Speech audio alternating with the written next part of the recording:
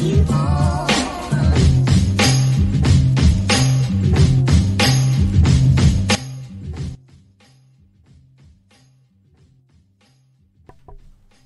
to the family. Happy Hallows Eve to the family. It's the Hoodmystic representing www.hoodmystic.com. Happy to be here with y'all. Happy to talk about these things, these weird, strange things. We living in a strange time, living in a quantum realm, and we living in a time where people are using this energy for their own benefit. So the purpose of this talk is for you to now use this energy for your own benefit. We're dealing with the occult. We're dealing with popular culture. We're dealing with twin energy. We're dealing with scapegoating. Now, the basis of this is going to be Watchmen episode 2. We also working with the Wu-Tang movie, the Dolemite movie as well with Eddie Murphy, and a host of other things. There's a lot of things happening when you utilize the quantum realm, when you utilize mysticism, and maybe we're not fully aware of it, you know. We're just going to really deal with some things. It's entirely in your hands. That's kind of the message that I want to get to you, dealing with the channels from ODB, from Dolemite. It's really a time for us to really tap into this quantum realm and utilize it as I try to explain some things and try to break some things down. It's probably going to be a long video, so like get comfortable, you know, really open up your mind and really kind of ride these waves. Waves is one of the key words that we want to focus in on. We're going to start with waves and we're going to end with waves, okay? So we're going to start this journey off with Krishna and the Kali Yuga. Kali Yuga is associated with the demon Kali, the Kali Yuga. It just represents a time of strife, discord, and quarrel. A better name for this would be war, spiritual war. And this is taken from the Bhagavad Gita. And the Bhagavad Gita is a big book. It's bigger than the Bible. It's older than the Bible. And it's a story between Arjuna and Krishna. And Arjuna is a soldier. And he is outnumbered against some demons. And he's about to lose, and he's fearful. And at that moment, he channels the deity, the all-knowing deity, Krishna, and he asks him for some advice. Now, like I said, the book is larger than the Bible. It's older than the Bible, so we're not going to get into the whole book. But I do want to kind of just show and prove what the Kali Yuga would be like, prophesied by Krishna. In Kali Yuga, wealth alone will be considered the sign of a man's good birth, proper behavior, and fine qualities. Law and justice will be applied only on the basis of one's power. Men and women will live together merely based on superficial attraction, so forth and so on. A person will be judged unholy if he does not have money. You know, men will no longer protect their elderly parents. And this is something that would be deemed uncalled for, unheard of. Cities will be dominated by thieves. All of these different things. So, the Kali Yuga is the basis for the Watchmen. And so, if we're going to look at the Watchmen, we have to literally look at it as us watching TV and use that as a metaphor or a parallel for people who watch us and watch our culture. Now, this may seem far off and hard to believe, but let's just deal with a couple of things first and foremost. The main character in Watchmen is a man that goes by the name of Dr. Manhattan. So how I explain twin energy is in this fashion. Scapegoat in this fashion if you don't understand it completely. Dr. Manhattan was partly based on DC Comics' Captain Atom, who in Moore's original proposal was surrounded by the shadow of a nuclear threat. So I'm gonna get to Alan Moore in a second, but let's just start here. Dr. Manhattan was partly based on DC Comics' Captain Atom. Well, that's a hijack of ODB's energy. And you like, what you mean that's a hijack of ODB's energy? Let's take a look. TJ Adams is the TJ Adams is the actor that is playing ODB in Wu-Tang: An American Saga. His first movie, however, was a movie and the main character's name was Rada. Her character name was Rada and her goddamn real name was Rada. Rada blank. And why is that significant? This is significant because Radha, Krishna are collectively known within Hinduism as the combined forms of feminine as well as masculine realities of God. Listen to this. Realities of God. Radha Krishna, good, is the realities of God. Radha and Krishna are the primeval forms of God. His pleasure, potency, respectively, is the school of thought. So this is a whole school of thought. This is a whole understanding of the black man and the black woman being God, Radha Krishna. Now back to Alan Moore. Alan Moore wrote the comic in the 80s, Watchmen comic in the 80s. Now, the difference between Alan Moore writing this comic and anybody else writing other comics or any good person that's doing anything in the realm of art is that Moore is also a practicing magician, which is to say he performs rituals and he summons entities, okay? He summons entities, all right?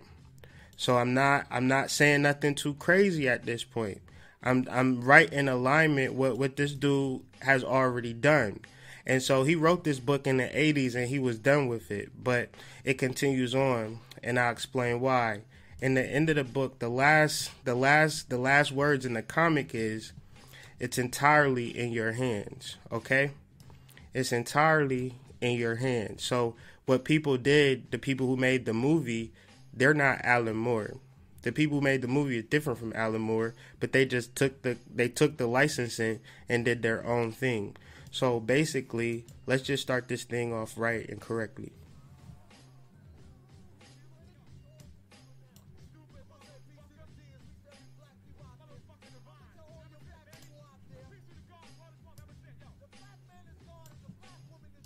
The queen, all right? All right? I said all right? Oh, goddamn right. Now we're going to do it up like this.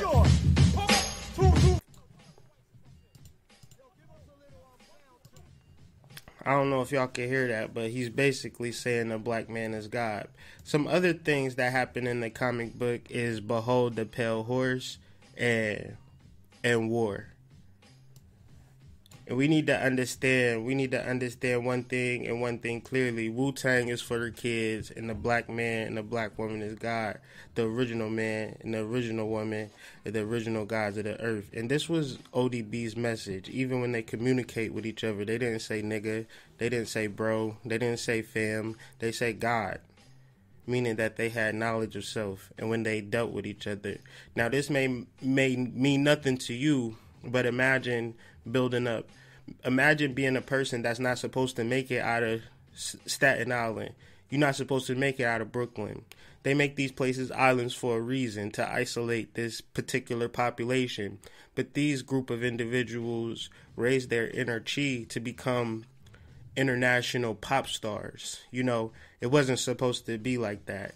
But the reason why it is like that is because they operated at a God level. So we referring back to Watchmen episode 2. If you haven't seen the Watchmen episode 2, I'm sorry. But that's what I'm referencing, and that's what gave me the inspiration for most of this episode. So as a good reference, you might want to check that episode out, then come back to this video. So, the martial Comanche feats of horsemanship. It's not called the actual painting is not called martial Comanche feats of horsemanship. It's just called Comanche feats of horsemanship. So the creators of the show added in martial, and we'll get into that. But we're going to look at this photo, and this photo shows 4 horses.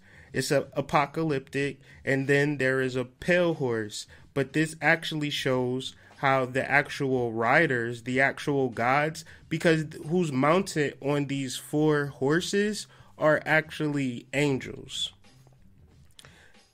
And so what these angels are doing in this picture, this is all allegory.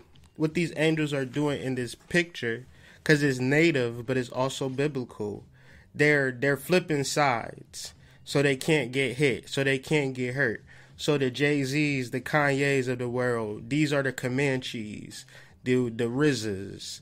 These are the Comanches. They'll flip on one side and they'll be like, yo, I'm with the brothers. Hey, you know, I used to sell dope. And then be on the other side in the corporate board meeting with Hillary Clinton or Donald Trump doing what they do with them. And then be right back in the hood talking to you. So this is just a metaphor. And if you watch episode 2, you'll see like it's really no one to be trust. Like you can't really trust anyone.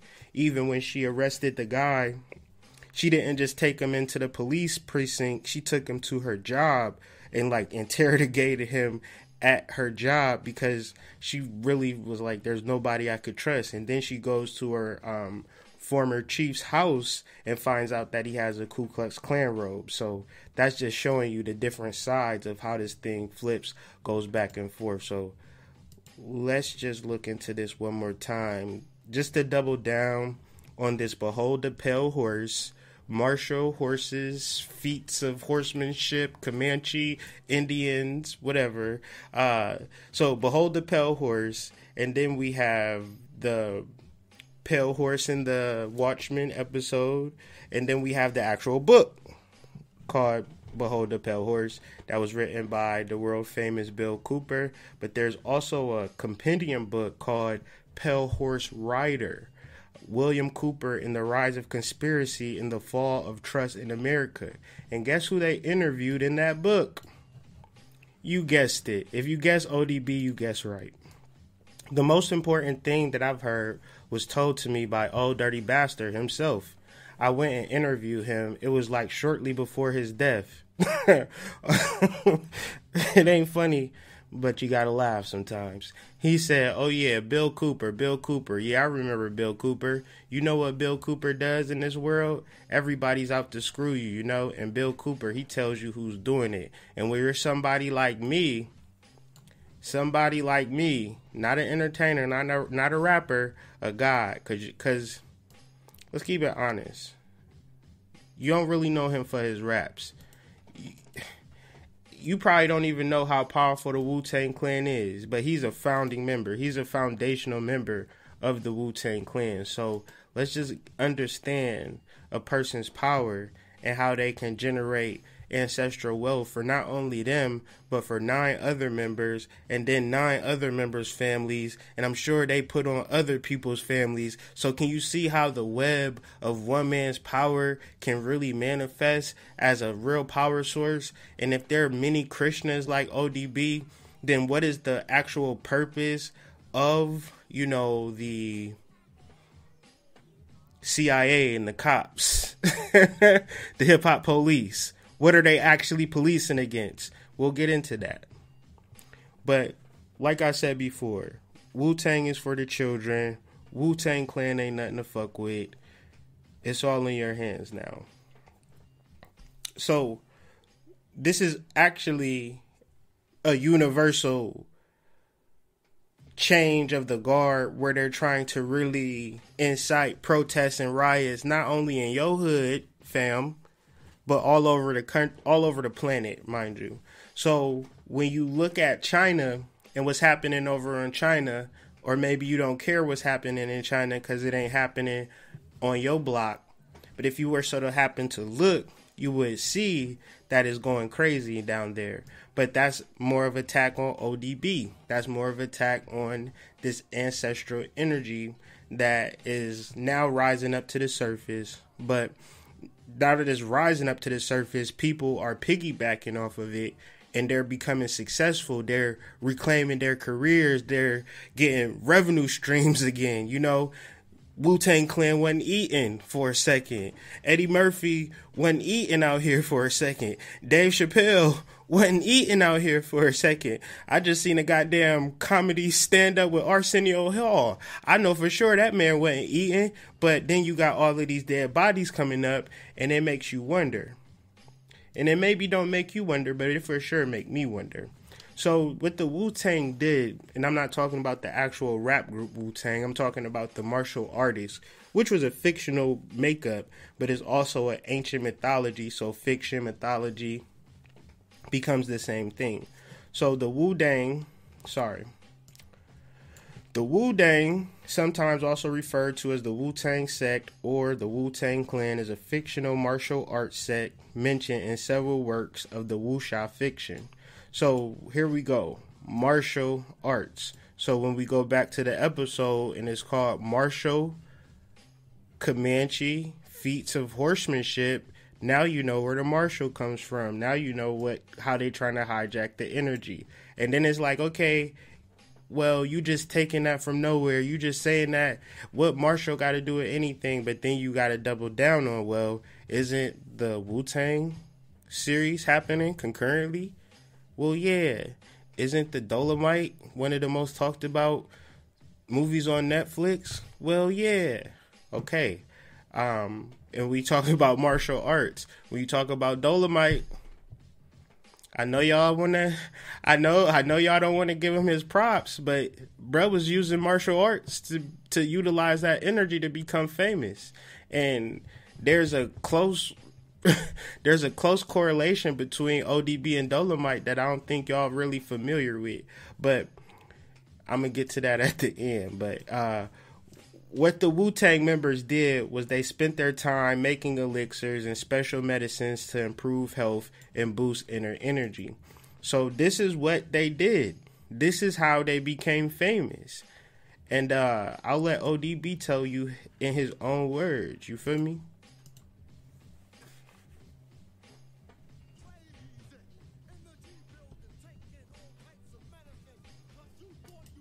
You feel me? Energy building, taking all kinds of medicines. Y'all thought y'all was better than? Hey, son, I keep planets in orbit. I ain't let it play out too long because of the copyright and the information that I'm dropping right now. I know YouTube is looking for any, I don't expect this video even to be up. So record this, download this for the archives if this resonate with you. So in dealing with Krishna, I referenced Krishna at the beginning. Why you reference Krishna? That's Indian, Kyrie. That's Indian Hoodmystic. That don't got nothing to do with the black struggle. They relate how Krishna literally black. Literally black. Truth needs a champion. Is it true? You damn right. You damn right. Them Google ads be accurate sometimes. Krishna, literally black or dark as a cloud. Born into the Yadava cloud. And so the thing about Krishna and Krishna's energy, and I'm going to relate this to the Bhagavad Gita, I got to say that slowly, and how it relates. But Krishna, literally black, okay? The black man is God, okay? We got that understood. But how this relates to this day and time, because within the Bhagavad Gita, it specifically states that Krishna's energy exists in the form of avatars. And avatars are spiritual vessels for his energy. So an example of that would be ODB and being a vessel of Krishna's energy. Now, if he's aware of it, then he could understand the message in the Bhagavad Gita that the war is already won. Because I know people going to come in and out of this live and they might not understand what I'm trying to say.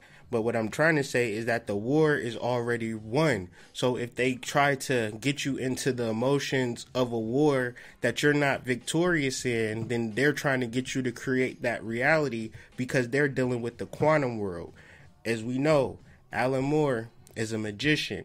When they refer to this book, when they refer to this comic book, they don't refer to it as a comic book. They refer to it as a Bible. They refer to it as canon.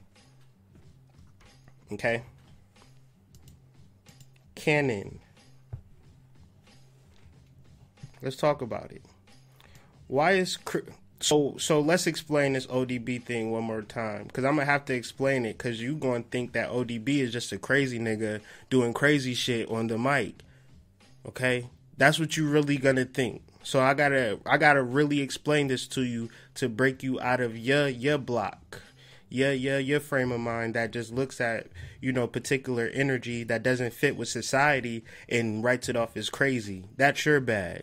Okay? If you were to understand the energy of reincarnation, avatars, then you would see the God in yourself. You would see the Krishna in yourself, and you would see the Krishna in everybody. So how am I able to pull this information up point by point by point by point like this is because I see the Krishna in everyone. I see the Krishna in everything, because Krishna is everything.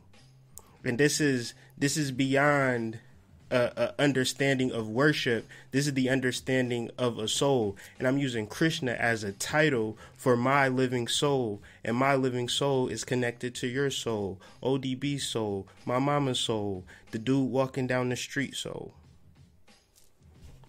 Why is Krishna described in scriptures as black or dark? The short answer is that he is both black and blue, so it's okay to paint him blue. However, in most ancient deities, Krishnas are jet black. The deities are much older than any painting. The deities are much older than any painting. So a person can write about ODB in the 1980s because they know ODB is going to come, because the energy is much older than any painting. It's just that we have locked ourselves out of the memory of the sacred clown and how vital it is to our society. So we'll watch the shit like porn as these dudes get murdered, okay? We'll watch it like it's TV, but it's real life.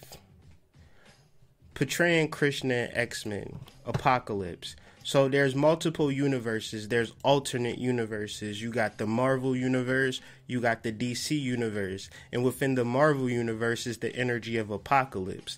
Now, if you've seen X-Men Apocalypse, they're just explaining the Krishna energy, the blue skin, and bruh can just do anything.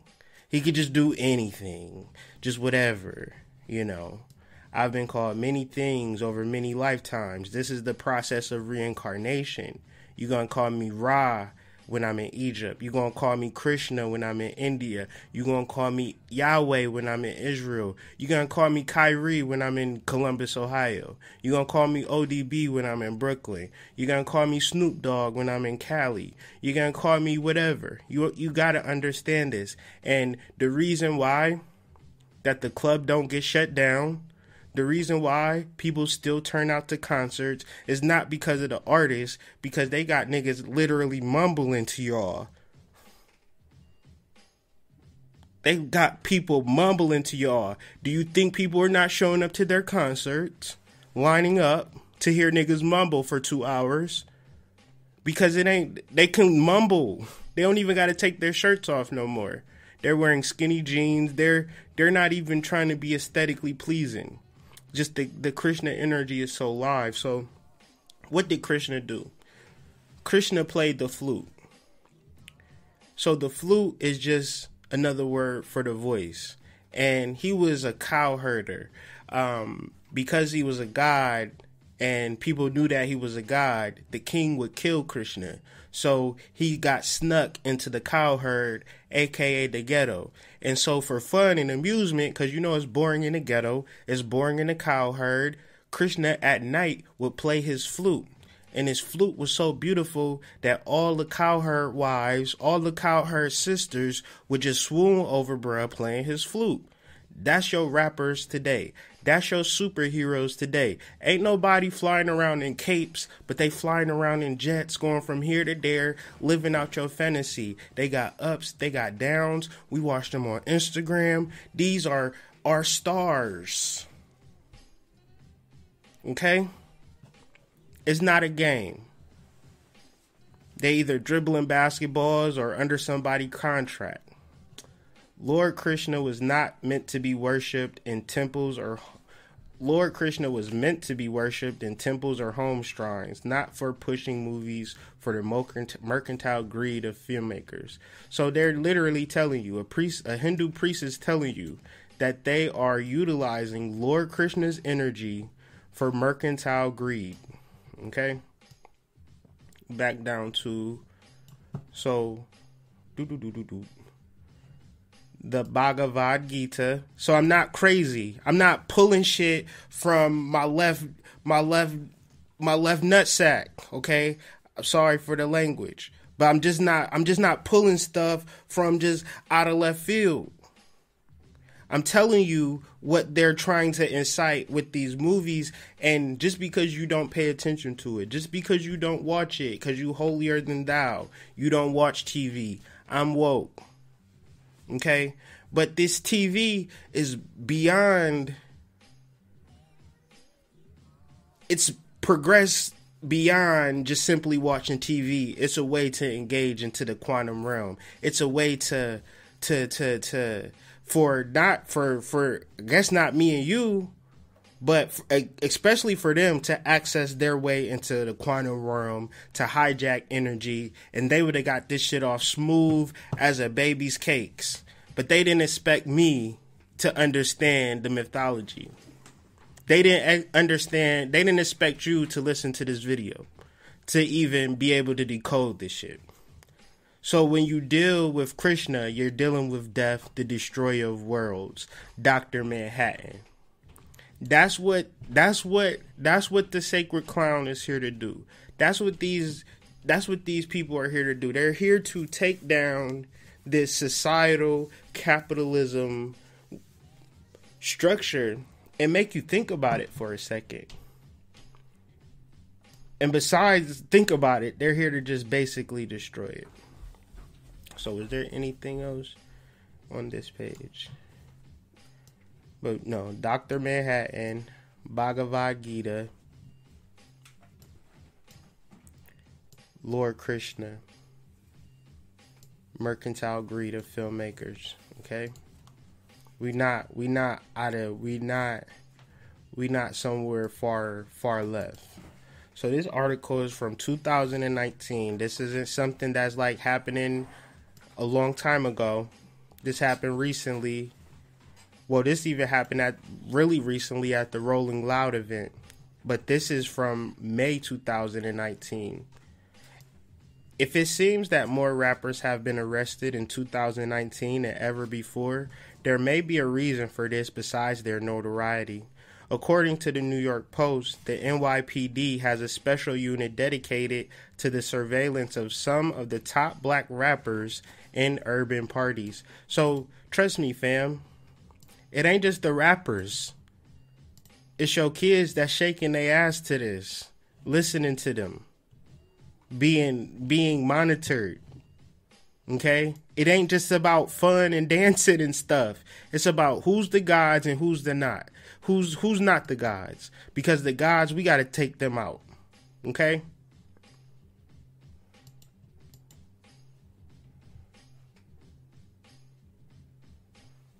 So you might think that is all gang violence. You might think like, man, these black kids is crazy. They keep shooting each other. And this is just the question. I think that is a valid question that has not been answered, because when you think of Laquan McDonald, we got that on videotape. But how many times have a black man got killed where we didn't have videotape?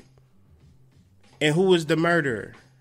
Was it always gang violence in Chicago?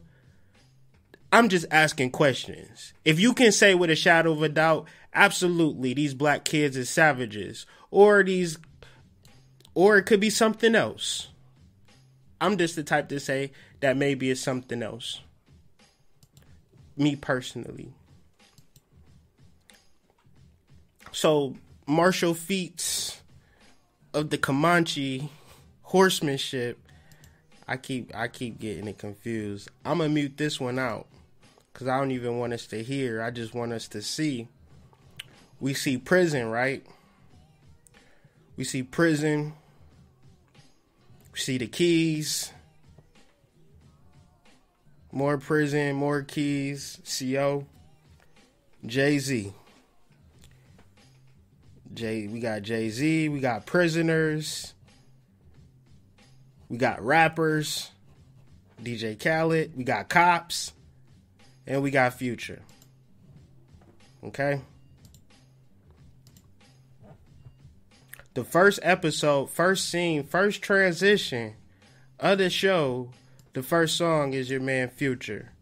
Here's why HBO's Watchmen used Future's Crushed Up in his first episode. Because it's a metaphor, but I guess they ain't want to say all that. That's too deep. There was actually a different song scripted, more like a honky-tonk classic Oklahoma song, Crushed Up, which is also playing in the car of the white supremacists. That's interesting. So, we seen Jay-Z with the prisoners. We seen Jay-Z in jail. We seen Jay-Z fighting against the cops. But we also... Let me get my bearings together. Did I delete it?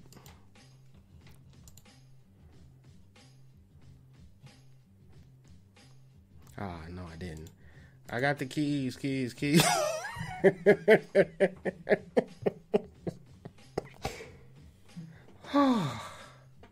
Is you really down for the cause, or is you a Comanche going back and forth?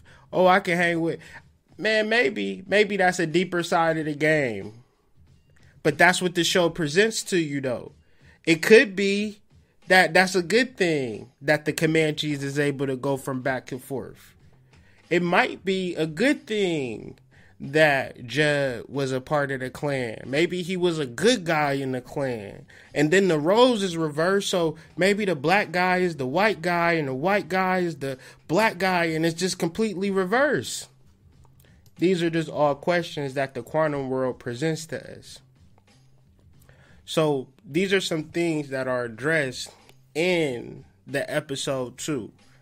One of them is clones, and the other thing is personas. Now, in hip-hop, we deal with a lot of cloning and a lot of clone talk.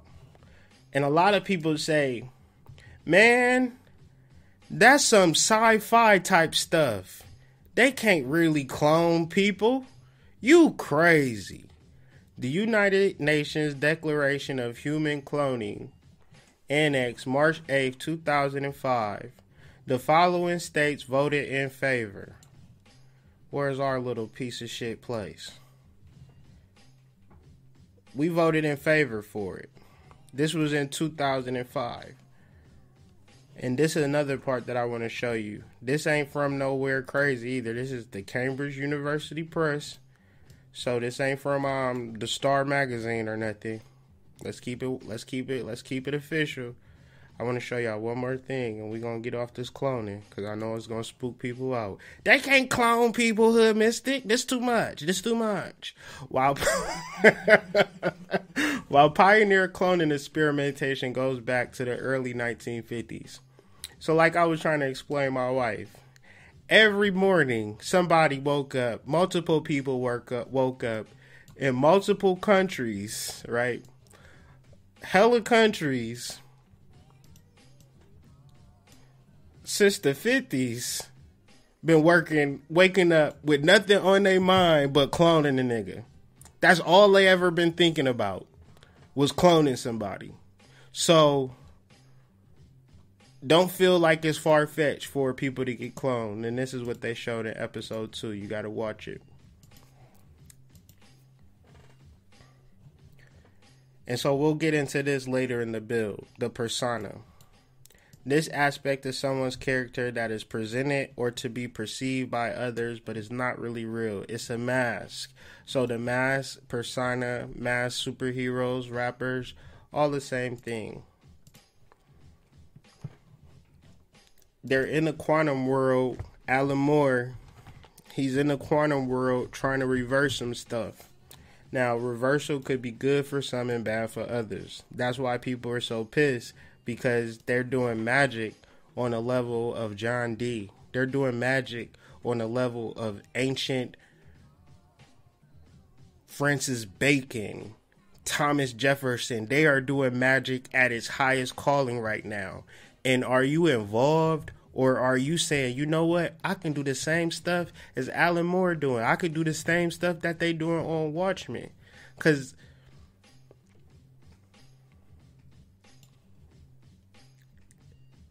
it ain't nothing but for us to listen to a goddamn CD. We be into some deep quantum stuff. You, in your dream, you drinking your cherry juice, getting your melatonin together, you know, doing your meditation. Like, you be in the realm of quantum, you just focus on something.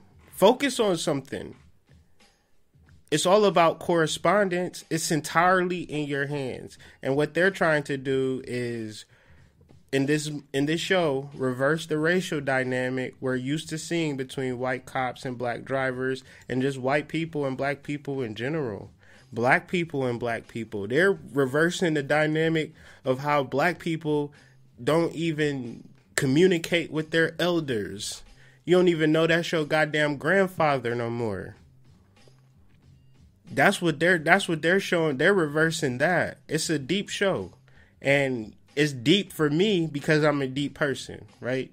And it'll be deep for you if you're a deep person as well. It's going to be stupid, so forth and so on. So here we have a picture of a black Nazi soldier.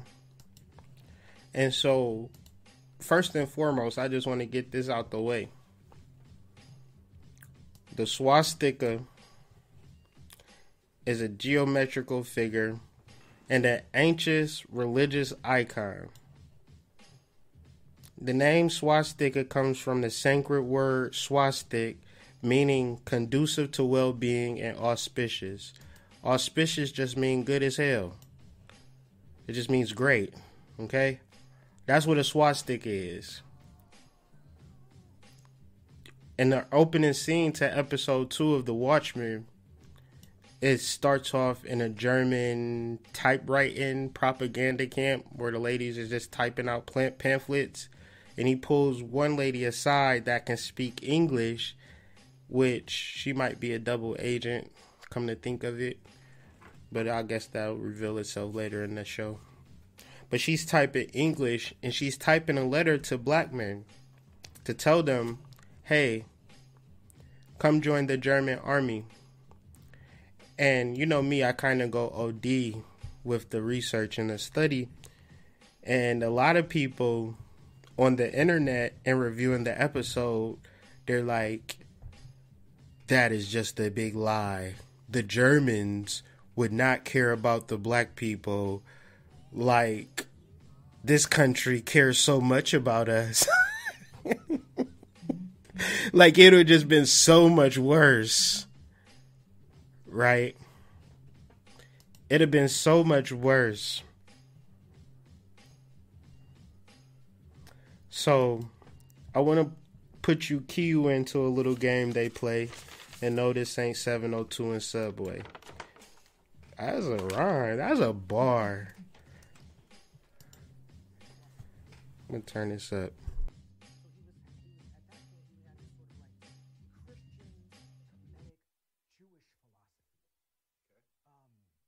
He was hanging out with a lot of Jewish spiritual people. In Hollywood, there are a lot of Jewish spiritual people with the, like Madonna. Was it Kabbalah? Is that what it's called? It was like he was hanging out with like Kabbalah. Jewish spirituality. Yeah. Jewish spirituality. Yeah. Shut the fuck up. You're talking too much. Yeah, Jewish spirituality. That's enough. You said enough.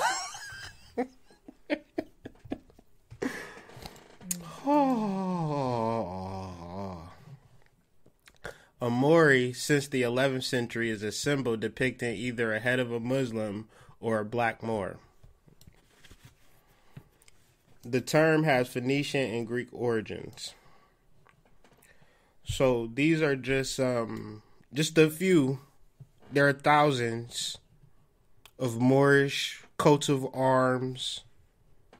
When they say the right to bear arms, they got y'all talking about guns so you can kill yourself. This is the right to bear arms right here, ladies and gentlemen. The right to have a family legacy, to pass something down to your children. This is the right to bear arms. This is your history. This is how people knew how people were. This was the ID before IDs, the coats of arms. And where you find a lot of these at are in Germany.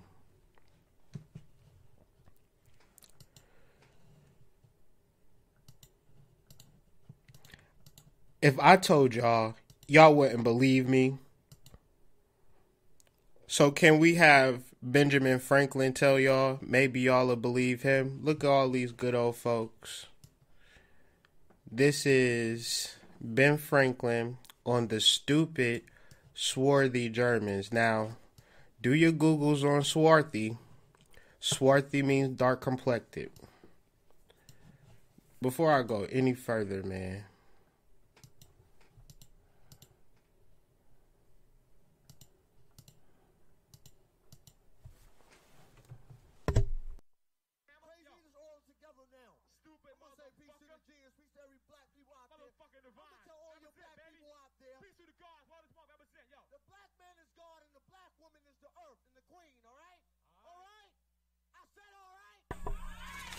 I said, all right.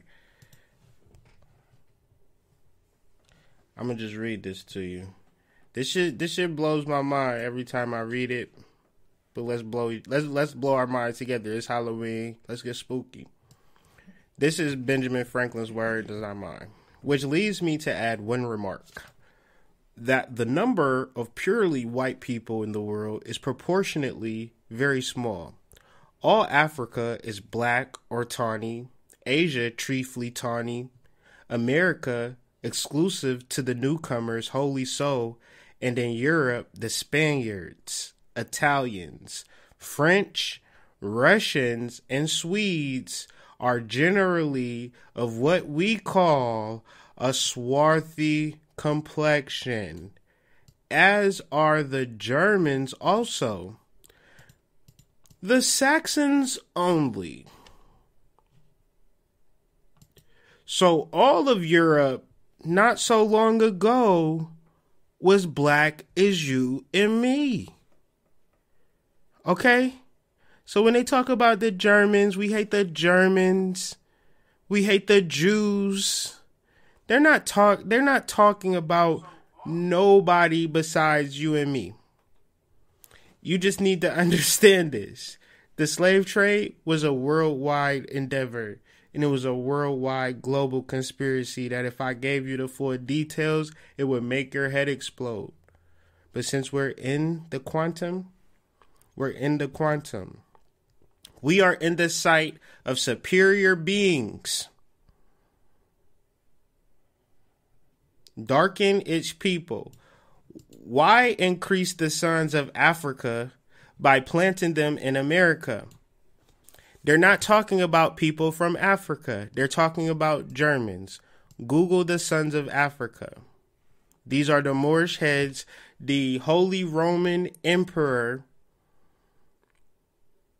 descendants of, that got their faces all on the flags, on the coats of arms, on the statues. When you walk in the churches, you see your face because you are a reflection of God.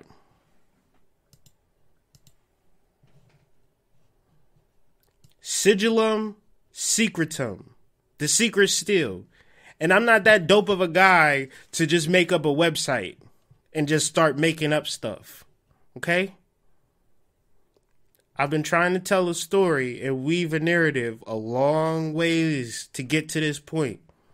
So y'all, when I say stuff, y'all don't look at me like I'm a crazy person. But life it moves in a cycle. Blackness as an allusion to God. Perhaps even more remarkable, especially from our perspective today, is evidence which would suggest that in the language of heraldry, the right to bear arms, the blackamoor could be an illusion. Illusion just means point A to point B. I know we didn't do well in English class because it was boring. Our definitions weren't all the way up to par. That's why I'm here. To God himself. Let me repeat that. When they talk about they hate this person in this world war and in Vietnam, it's one goal and one goal early. One goal only. Suppress the black man because the black man is God. Keep your foot on his neck. Bring him to heel at every chance you get. Don't let him think that he gonna be successful. And if he gonna be successful, he gonna be successful on our watch. When it's time to push the button, we gonna push the button. The reason why they do this is because in the language of heraldry, in the language of ancestry, in the language of lineage, because when you trace your damn lineage down to the very core essence, it's back to a place where this world didn't even exist, meaning that everything created and everything that dies, your black ass still gonna be here. When this whole shit goes to kaplooey, we gonna be somewhere in the astro at a barbecue, kicking it. Because let me tell you something about the war. It's already won. So all of this fear-mongering and all of this magic that they're doing, they didn't expect me to exist. They didn't expect you to listen to it. The blackamoor could be an allusion to God himself. The blackamoor could be an allusion to God himself. The blackamoor could be an allusion to God himself, not an illusion, an allusion. Point A to point B. You see this Moor's head? That's a symbol of God himself. You see a black man with his shit together, fresh out the gym. You see a black woman with her shit together, fresh out the beauty salon.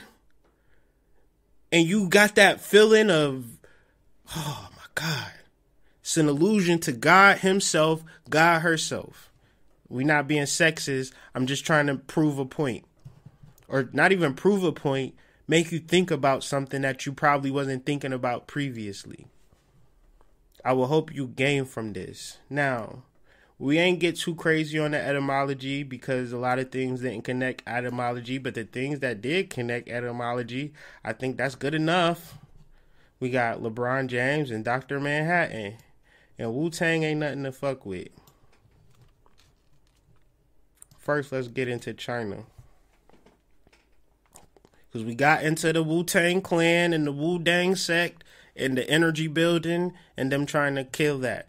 So, like, it's a revolution happening in China. People are committing suicide in the name of revolution, protesting, rioting in the name of revolution. It's multi-layered and multi-leveled, and I don't got enough time nor energy to explain to you on the multiple fronts of why people are just tired. They tired of having one baby. They tired of working in sweatshops. They tired.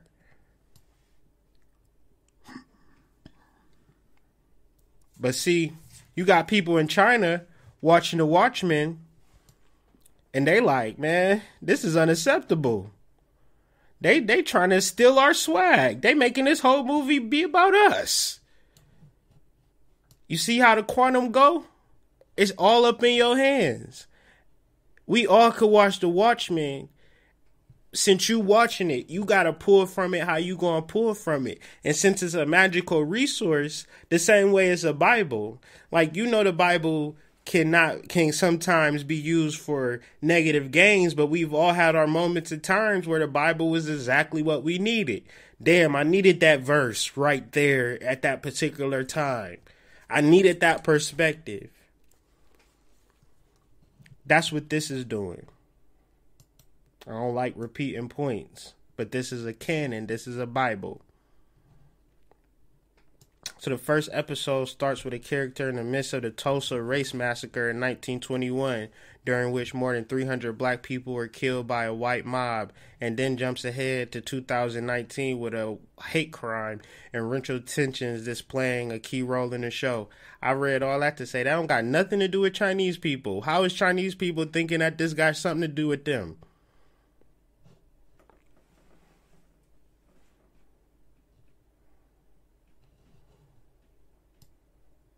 I was just questions. You know? They made a show about the political correctness while hanging the Watchmen name out there. I was one thing I want to show.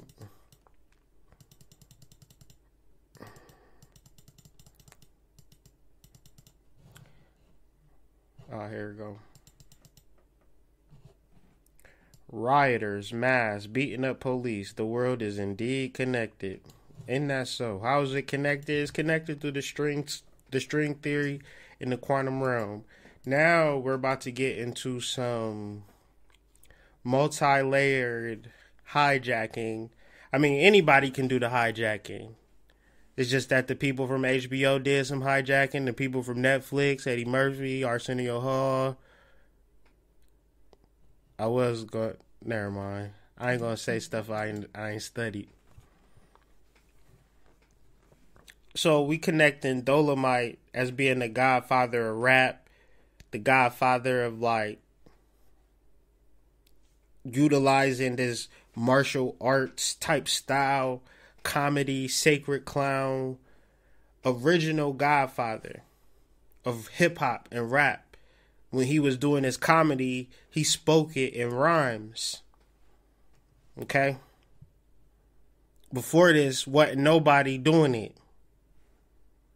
So, one could say, if Rudy Ray Moore doesn't spit these hot bars, these hip-hop artists that we know might not even be here today. And in understanding the energy of Krishna and how it applies to Dolemite, Dolemite wasn't the character that you see on the screen. He was much more of a artsy-fartsy, patsy type of dude.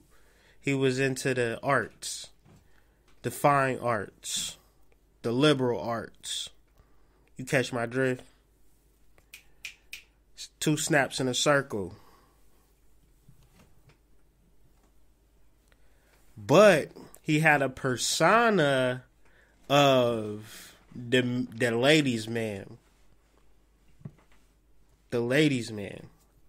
So we'll get into all of that. And so the crazy part of why I'm watching Dolemite and then I'm knowing the real story about the actual Dolemite. And I'm like, well, dang, why didn't Eddie Murphy add in the real part about Dolemite?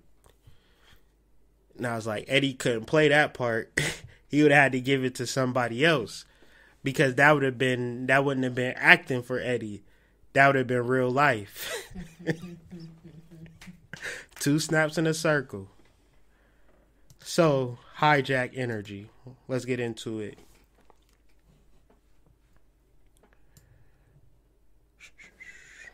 Scroll down to October 20th. Watchmen premieres.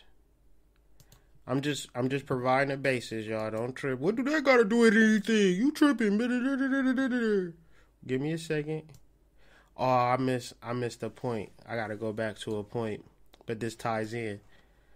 So, he dies October 19th in Akron, Ohio. Show comes out October 20th. But let's go back to Akron, Ohio. LeBron James.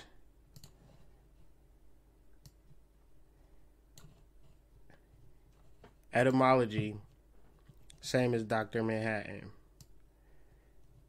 And so, if you watch the news, you might be confused as hell. Like, they rioting, they protesting. It's going down in China. Hong Kong is revolution in Hong Kong. We need to ask an expert about this. I know who I'm going to ask. LeBron James asked, hey, LeBron, what you think about China? LeBron, silly ass, going to try to give an answer. He going to try to give an answer. And the question would be like, why? Like, why would you do that, bro? Like, because he is Dr. Manhattan.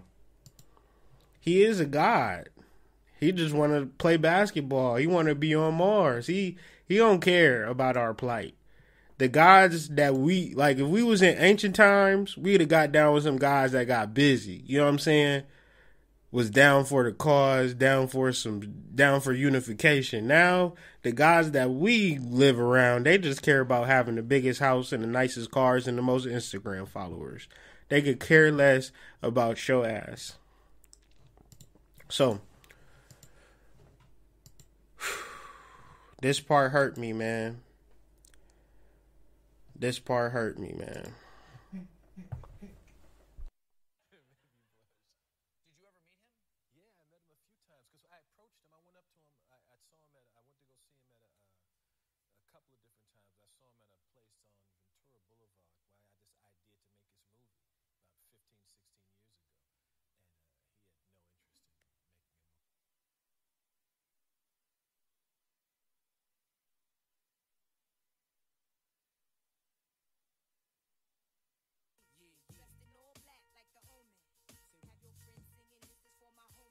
You know me for making it so sick. Lost in my six with the Lex.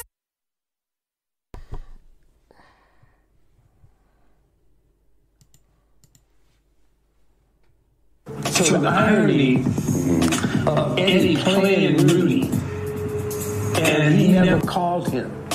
Eddie, unfortunately, wouldn't piss on Rudy Ray Moore when he was alive. Rudy had three real desires in life. One was to be on network television. He saw Red Fox on and everybody, and he wanted to be on network television. So when I directed The Legend of Dolemite, the documentary, is ecstatic that you're doing his life. I'm loving it. He's loving it. Don't get me wrong, Eddie Murphy. Fucking Rudy Ray Moore is ecstatic that you're doing his life. I'm ecstatic because people are hearing his name and knowing about Rudy Ray Moore's contribution. But cannot go without saying that Rudy's pissed that you never called him when he was alive. Hands down. That's just the truth.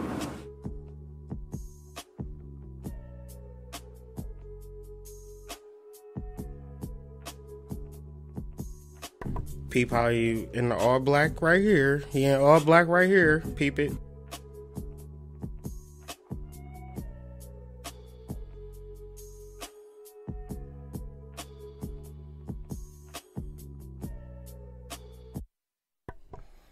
Okay, now I'm gonna play it one more time. Maybe blush.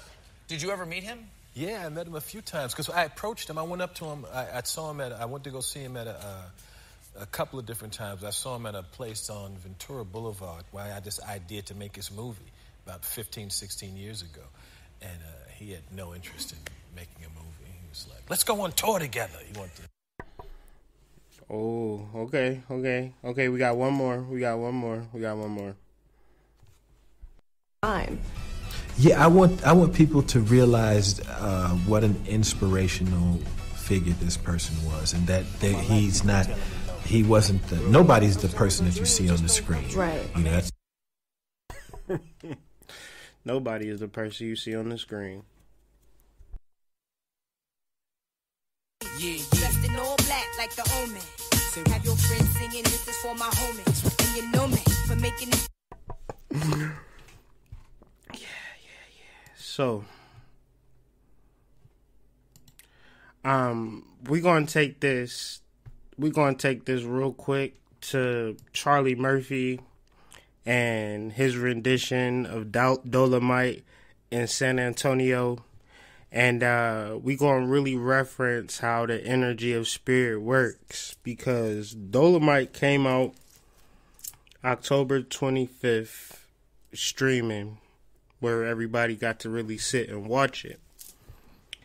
And something interesting happened in San Antonio. But the movie was dedicated to Charlie Murphy because Charlie Murphy was the fan of Dolemite. Eddie Murphy ass wasn't the fan of Dolemite, and we saw how Eddie Murphy talked about Dolemite. Now let's pay attention real quick to how Charlie Murphy references Dolemite real quick. It was in San Antonio. Home of the Alamo, baby. Home of the Alamo, and more importantly, the place where Dolemite was born. Dolemite was from San Antonio. Kick that He was shit. a rambling, scrambling, gambling motherfucker from the day he was born. From the day he was dropped from his mammy's ass, he slapped his pappy's face and said, "Move over, cocksucker. From now on, I'm running this place." From the age of 1, he was drinking whiskey and gin. And from the age of 2, he was eating the bottles that came in. Now, Dolemite had an uncle called Sudden Death. Killed a dozen bad men with the smell of his breath. Damn. And when he heard how Dolemite was treating his mon pa, he said, "Let me go check this little bad rascal go before he go too far." It was one cold, dark December night when his uncle broke in on Dolemite. His uncle said, "Dolemite, I want you to treat your mama right. And if you don't stop with this filthy mistreating, I'm going to whip your ass till your heart stop beating." Dolemite was sitting in the middle of... You get the point. But so, I always pay attention to nature, especially when people transition. John Witherspoon transitioned 2 days ago. It ain't been shit but gloomy, and ain't been nothing but gloomy ever since I found that out. So, let's pay attention to the weather on the night that this movie dropped. So we got Friday, October 25th, 2009. Overnight storm causes problems for San Antonio. As you can see, it was going crazy that day, and that was just really an indication of how the energy just kind of, like, sometimes the energy don't like that. And San Antonio is a real special place to Dolemite, really hitting the chilling circuit, and that actual story has been said over and over and over again. So, you know, he may look like a fool, he may look like a crazy person, but if you watch the movie and you understand, you know, how this thing works and how this thing plays out, then it's deeper. It's deeper than that, especially when they transition, their energy becomes something else, and they become real live actual guides, actual awakeners of the way. They remove the skin of the body and they tap into their ancestral energy. So to connect with a deity or a bodhisattva or somebody who's been in this realm, they're not in that form any longer when they transition. When they transition, they come back into their own space. And you know that a person is a god by their works. You have a man who was told no at every turn and never used that as an excuse to quit, but use it as a reason to be monumental and transformational. Like I said, without Dolemite, you don't get none of the rappers that you have today. But within that, the Illuminati, let me not even say that. The secret societies, or the people who actually are running the music industry, they are putting rappers and entertainers under particular contracts. And when you get under these contracts, they tell you what to say. Now, y'all not gonna believe me if I say it, so I'll just read this quote from Kanye, and he'll tell you better than I can tell you. "I'm tired of people pinpointing musicians as the Illuminati. That's ridiculous. We don't run anything. We're celebrities. We're the face of brands. We have to compromise what we say in lyrics so we don't lose money on a contract. We have to compromise what we say in lyrics so we don't lose money on a contract. That's it. That's all. I don't care how nice he is, how much you like him. If he's under a contract, he can only say what he's employed or what he's paid to say. Anything outside of that, they have a whole nother person waiting for you, like a factory at this point. Because like I said, they've been waking up every morning with one thing on their mind, and that's cloning human beings. So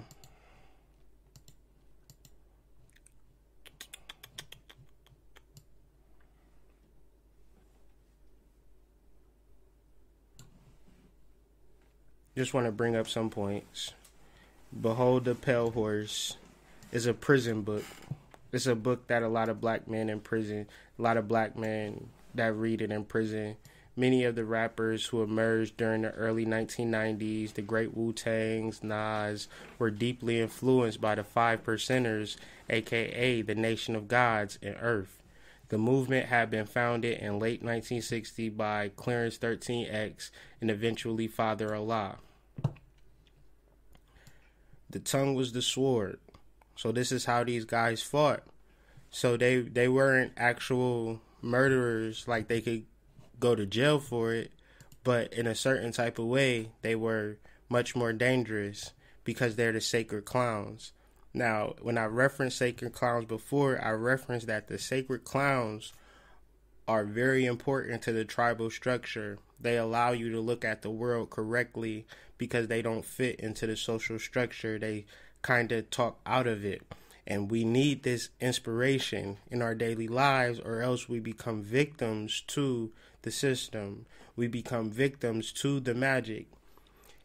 In the Wu-Tang series, the gang or the clan is really founded by a chess master.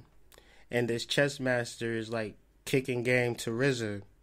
And so within this, he's learning how to build his energy and also how to play the game. Because when it comes to referencing energy, especially when you know who you are, it only takes you to begin to play the game and identify yourself as a god. And once you identify yourself as a god, the world begins to become a different place. And you have to always understand the perspective within the war as a god, because a god does not stay in the present time.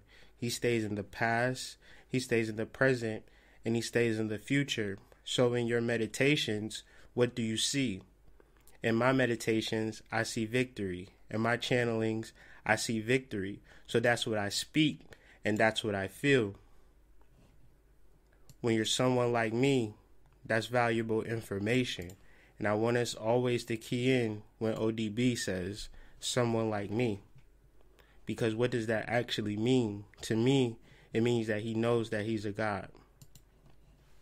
So,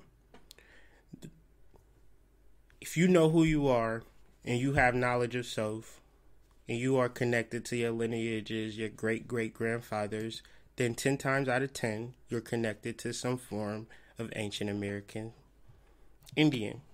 And you might not be a part of the official Dawes Rolls Commission.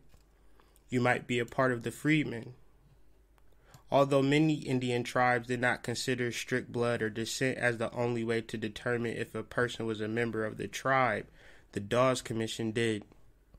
Many freedmen, slaves of Indians who were freed after the Civil War, were kept on the rolls as members of tribes, although they were emancipated after the war and according to peace treaties with the United States to be given full membership in the appropriate tribes in which they were held. Even if the freedmen were of mixed race ancestry, as many were, the Dawes Commission enrolled them in separate freedmen rolls rather than letting them self-identify as to membership. The same is true for memories of the historical African descent communities which developed alongside different Indian settlements in Florida. So you have a whole group, quote-unquote black people, who never got the credit that they were due based upon real racism, which is destroying your ancestry. Blood quantum laws. The Indian removal, and this all ties into ODB, you just gotta let me get to that. The Indian Removal Act and the Trail of Tears led to a major enumeration of Native Americans and the controversies and misunderstandings about blood quantum that persist to this day. As they were being forcibly driven out of their ancestral homelands and subjected to genocides, many natives understandably feared and distrusted the government and tried to avoid being enumerated.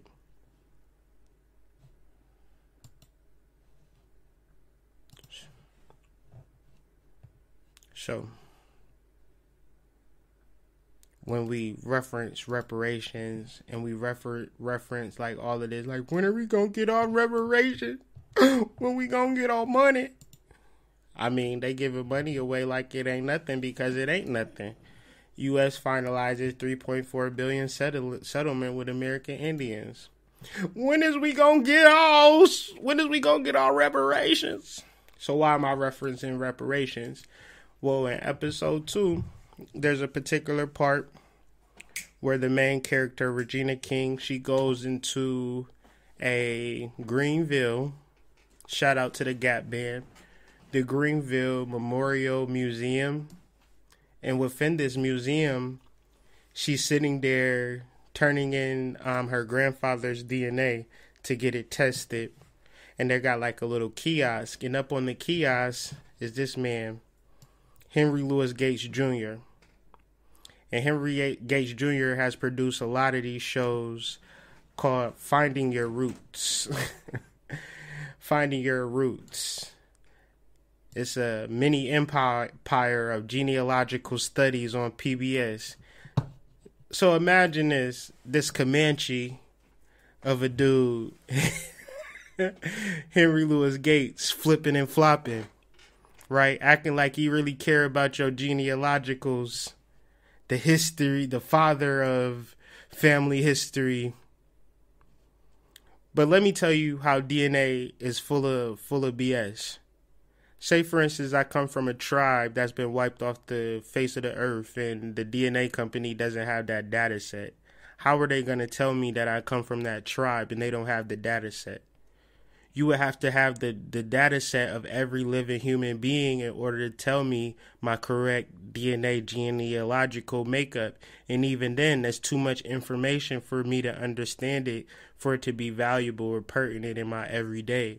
Because the human idea of ancestry and lineage don't matter no more.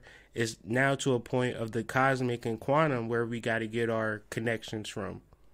Unless you getting your part of your 3.4 billion settlement because you're a part of your tribe. And even then, it ain't no guarantees. So the inheritance and the birthright comes in the form of cosmic memory. Cosmic memory boosts up your vibration. Your vibration boosts your frequency. Your frequency unlocks your supernatural powers. And from your supernatural powers, you are a damn superhero. And it's all from meditation and understanding that you are a God incarnated within this avatar called the human body. Now, if we was in our Moorish coats of arms and our right to bear arms and we had our lineages in order and we knew what was what and we was getting our just due, then this wouldn't be a conversation. But since it's not, we have to tap into what our ancestors tapped into when they didn't have the ancestors to tap into. You follow me? Fuck a DNA test.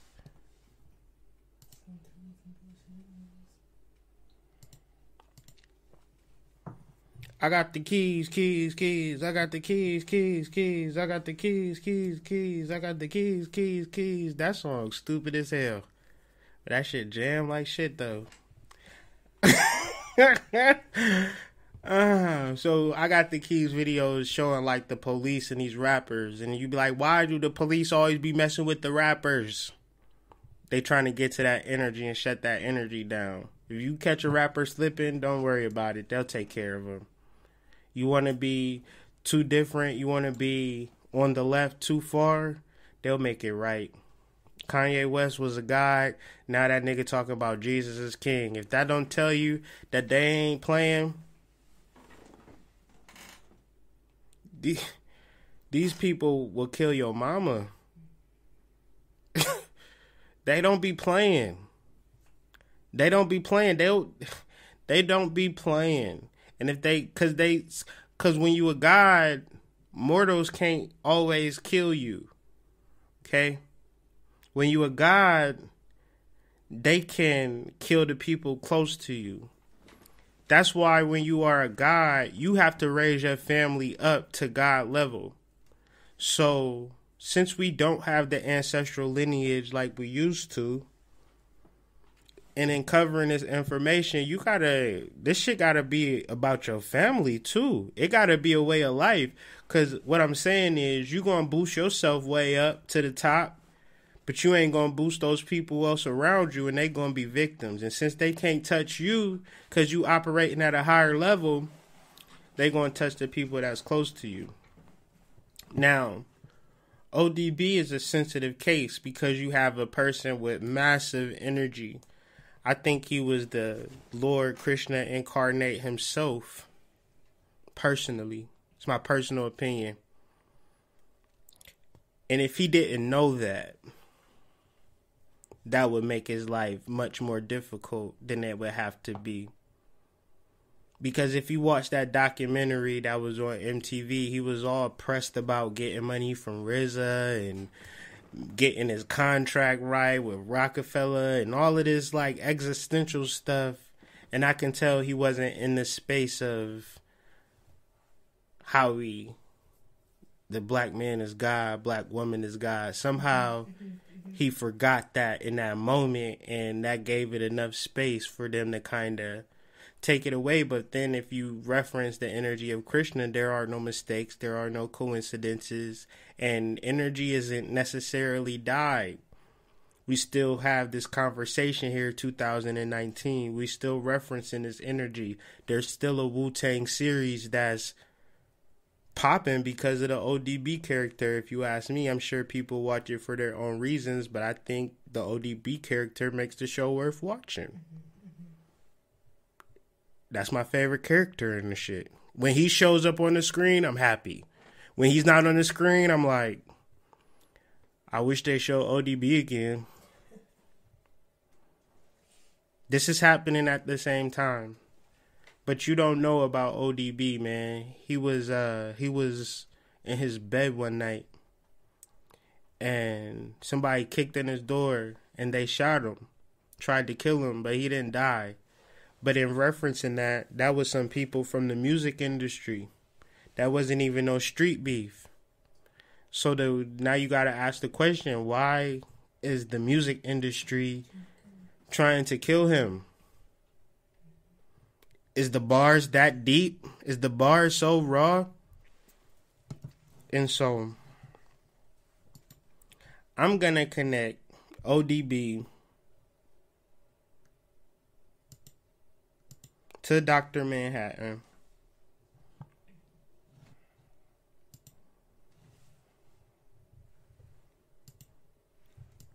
And I'm going to show you how it played out for me. Now, the Wu-Tang Clan got 2 CDs. They got more than 2 CDs, but 2 CDs that I'm referencing for this conversation is Enter the 36 Chambers, which is Enter the Heart, which is what Krishna says to do. That's where you find Krishna, in the heart. Enter the 36 chambers because your heart has 4 chambers that has 4. They break it down in a different 36 heart chamber. But then ODB's first CD is called Return to the 36 Chambers. So in Dr. Manhattan episode 2, not Dr. Manhattan, the Watchmen rather, Dr. Manhattan is it's a origin story, and it's like a play. It's a mythology that they play out. And so before Dr. Manhattan is Dr. Manhattan, he's John Osterman. And John Osterman has a girlfriend that he's like chilling with, parlaying with. And as he's chilling with her, parlaying with her, they're like in this like chamber or like this booth. And they're about to leave. So they leave, and then the girl's like, yo, John, I forgot my keys. Because, you know, I got the keys. I got the keys. I need you to go back to the chamber and get the key so we can leave, so I can get in the house so we can do it later. He like, oh, yeah, so we can do it later. Hell yeah, I'm going to go back and get the key. But when he goes back and get the key, he gets trapped in a chamber, burns, and he dies and is resurrected as Dr. Manhattan. Dr. Manhattan. this is the part of the video that we're going to close out with, and we're going to call this part of the video Manhattan. And this part is really blowing me away. So and what can you tell us about your style? Who influenced you? This is the interviewer talking to ODB. My influences come from China. That's it. My influences come from China. My style comes from Egypt, Africa, Tokyo, and Russia with love. And the rest comes from Neptune, the higher octave, the third eye. So, you're the international rapper. Yes, exactly. But you're also deeply rooted in New York. This ODB talking, not me. Yeah. Seneca, the one that sold Manhattan to the white man. That's my great-great-great-grandfather. So when ODB says someone like me, you know what he means when he says that. Told y'all I was going to get here. I had to take a long way to get home. Okay? I'm talking about Seneca, my war clout, spiritual war that we don't know nothing about. He was born in 1774. He owned Manhattan. See, Seneca Indians own Manhattan. And this is ODB's bloodline that he was aware of, that he channeled and tapped into to reach $billion success. Wu-Tang Clan is worth over more than $1 billion. They sold one CD for $1 million, or probably 2 million. One CD. It's power. So as I'm finishing up, we can't go around and calling ourselves slaves from Africa all the time like that without the proper research. Okay, fam? Okay, bro? Okay, sis? Indians were enslaved in Virginia by settlers and traders from shortly after the founding of Jamestown until the end of the 18th century. I just want us to use logic. I just want you to use just a little bit of logic. It's damn near 150 million people over here, all ready to be taken over, all ready to be forced into some form of labor.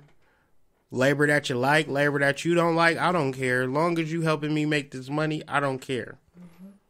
So, I got all these willing participants. Well, let me not call it willing participants, but unwilling participants. But I'm going to make them participants either way, or I'm going to kill them. Why would I take a boat from America, because America is where they built the boats, build a boat, take it to Africa, pick up cargo, and bring it back, when I got the same cargo in abundance right before my eyes? Now, I know everybody ain't truck drivers, but if you know a truck driver, ask them how much logistics that make when you got cargo. Like, I got cargo in Columbus, but I'm going to drive to California, pick up the same cargo that I can get in Columbus just to drive it back to Columbus.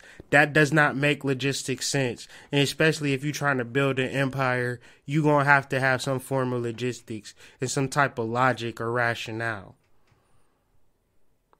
So when they hit you with these Harriet Tubmans and these slave movies and these Wakandas and these Coming to Americas, Eddie Murphys, tell them to fall back on that slave stuff, on that Africa stuff. I'm still trying to do my research. I'll get back to you. Just don't tell me where I'm from without me doing my own personal research. Don't make the assumption, don't come to the conclusion because my skin is dark that I'm from Africa or my ancestry is from Africa. My ancestors could have been slaves, but they could have been Indian slaves. And I done showed and proved in many different videos. I got many more different videos where I'm telling you that the melanated man is God. So if the melanated man is God, he didn't come into existence in 1619, and he damn sure didn't get to this country by no damn slave ship. He's God. He could have walked on water to get here if he wanted to. Could have got here on a little canoe boat. Could have been born here. Could have been created from the soil that you walk on so carelessly and so unaware of the ancient burial ground known as Turtle Island. Okay? So, with that being said, ODB knew all of this. Everybody knows this, but you don't know this. This is how life imitates art. So, in the show, episode 2, this is what I'm going to finish with. Episode 2, there's a character by the name of Louis Gossett Jr. Well, that's not the character, that's the actor. The character's name is actually Hooded Justice, Hoodmystic. You feel me? That's what we doing. We providing justice to the ignorant in the hooded form. We throw it on my hood right now. Man, this is not a game. Word to Olivia Hooker, though. Shout out to all the hookers. That's just a side note. This is the wrong time to be making jokes. The ancestors looking at me like, come on, bruh. You almost got it. You almost home, and here you go. But anyways, Olivia Hooker, one of the last survivors of the 1921 Tulsa Race Massacre, dies at 103. This happened in 2018, but as we know, Watchmen, episode 1 and 2, is centered around the 1921 Tulsa Race Massacre. So I know that you know that I'm going to connect Olivia Hooker to ODB, right? You know I'm going to do that, right? You know that I'm going to take this shit back to Shaolin, right? You know why? Because Wu-Tang Clan ain't nothing to fuck with.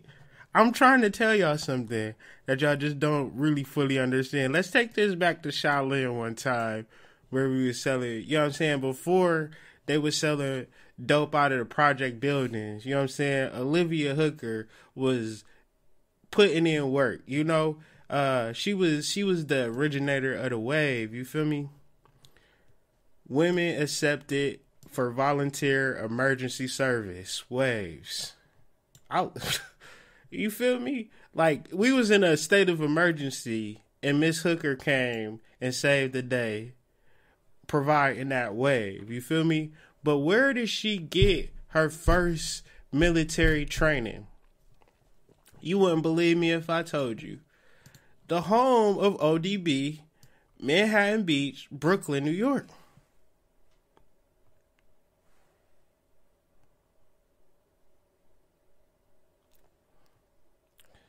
So, in the movie, the character is telling Regina King, Louis Gossett Jr., Olivia Hooker, she's telling her, look, man, this is a worldwide conspiracy, and if I was to give you the full details, it'd make your head explode.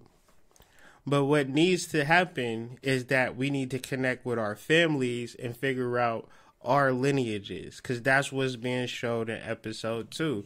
And if you do the research on Olivia Hooker, she ain't talk about it. She was about it. The reparations is already intact. And they've been trying to get reparations since 1997. Olivia Hooker. This is the same lady. Okay? So in the show, they're getting reparations with the dude in the wheelchair, the old school cat, and the young school cat, trying to teach them something about their history so they could begin to come together to get on the good foot. Many people have already gotten reparations already. The difference is that they came together and they forced the issue. They pressed the issue on the united front, and they wasn't about to be separated over the logistics. No, we want money. And we need to figure out how much we gonna get. And maybe everybody don't get in on it because they too busy fighting. They not paying attention. They don't care. but your collective and your grouping can definitely come together and get some stuff popping, whether you're dealing with the Moors or other things outside of that.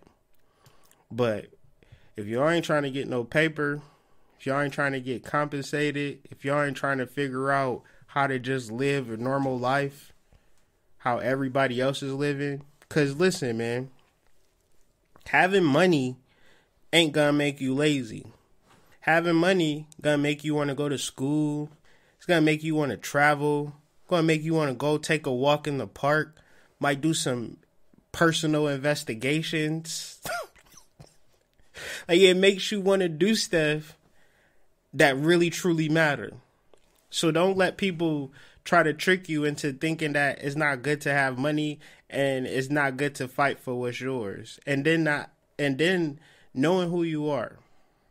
And then sometimes we don't have the family that, you know, is there for us. And sometimes we don't necessarily know the lineages. We might be orphans, grew up in the system.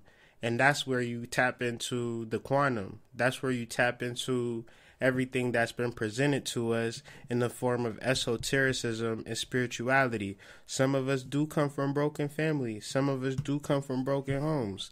And those are the perfect situations for you to tap in to your avatar, for you to tap in to your divine energy within this vessel called the human body and radiate from that point first and foremost. Because the quantum realm, the quantum reality is entirely into your hands. And now, this is really funny, but when ODB went to jail, they put out a video of him and Dolemite in the same video. And to tie into the reparations and everything that we talking about, the title of the song is called Baby, I Got Your Money. So I ain't gonna play it. I used to. And I cut my ads off, so we gonna watch this ad real quick. And now I'm gonna cut the video. I'm not gonna play the song after this video. You can listen to it at your leisure without having a copyright strike against your YouTube account. So I just want to show y'all. Like, this is a real video, too. I was bugging out. Imagine doing all this research, right? ODB and Dolemite, and you just come across this video. It's like, is this a real video? Like, it don't look real. Like, it looks like somebody's really fucking with me right now. But it's like, nah, this was a legit video that came out, like, when ODB was in jail, and they was promoting the album, Nigga Please. And this is the lead single off of Nigga Please. Damn, that dude look just like Wesley. But yeah, it's so crazy how ODB and Dolemite got this whole little thing together. And I'm here to tell you that they in the astral realm, or, you know, in the realm of transitions right now. And they really showing up as the ancient energy that they are. And I wouldn't dare call their name out on YouTube, but you can do the channelings, you can do the understandings of the sacred cloud and really tap into, the sacred clown, and really tap into this sacred energy. Now, in following the followings of the Wu-Tang Clan and the Comanche, is really about building up energy, becoming an expert of your terrain, becoming a master of your environment.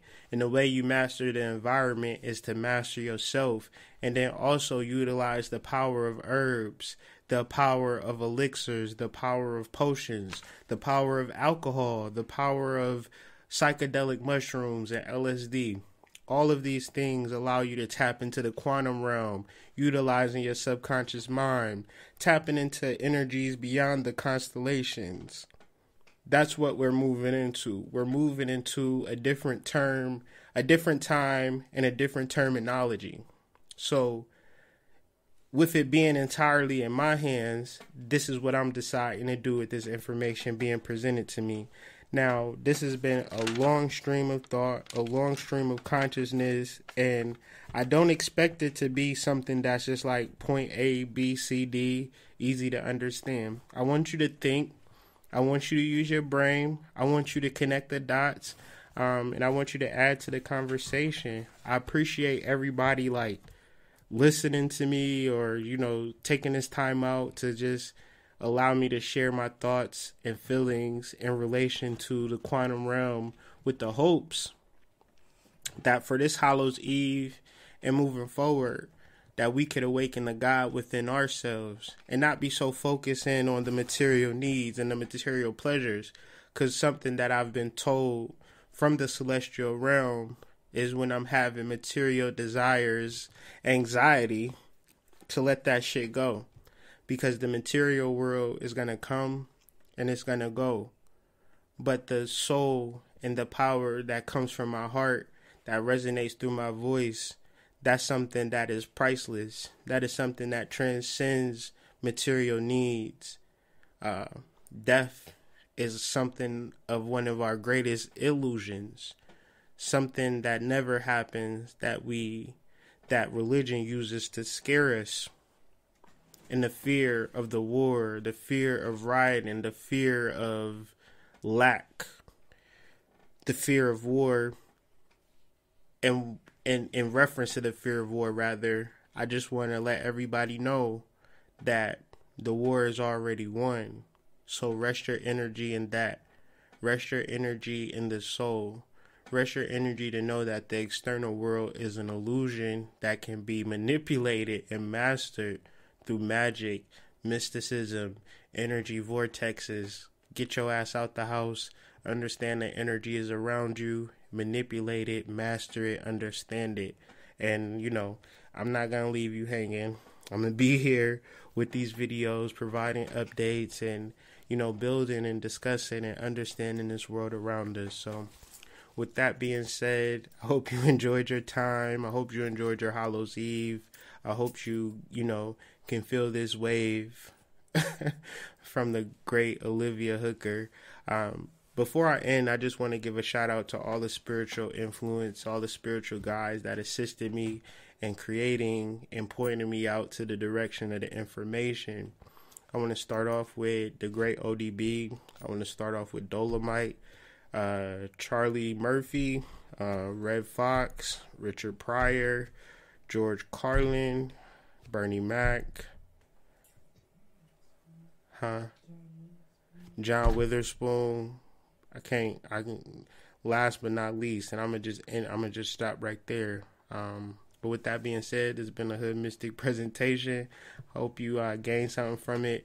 Share this video, like, subscribe, and I'm just getting my popcorn ready for episode 3 and see what we get from that. And I'll be back next Thursday with more of this truth is stranger than fiction.